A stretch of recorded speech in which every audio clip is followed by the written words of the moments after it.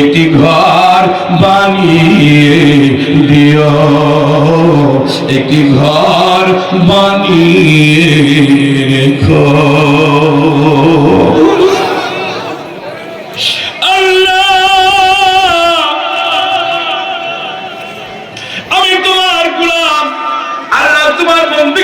তোমার দাসত্ব করি, পৃথিবীর কারোর কাছে সাহায্য চাই না।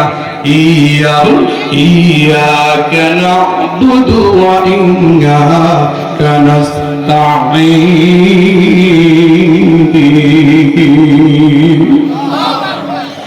আল্লাহ একমাত্র তোমার গোলাম, তোমার কাছে সাহায্য চাই, তোমার প্রার্থনা করি আল্লাহ তুমি আমার হেফাজত করো।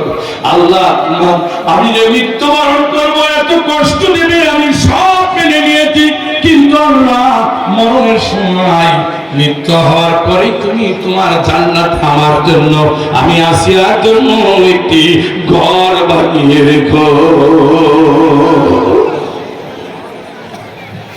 কথা শব্দ হলো না, এমন আসিয়াকে অমনি করে কাছে ডেকে নিল, সৈন্যদের দেয়া হাতে পেরাক ফুটানো হলো, মাথাগুলো কেটে দেওয়া হলো, শরীর থেকে আল্লাহু আকবার রক্ত ঝরতে লাগলো, চিৎকার দিতে থাকলো আর বলল, আল্লাহ এত কষ্ট দিলেও আমি তোমাকে আল্লাহ স্বীকার করছি, তুমি আমার রব।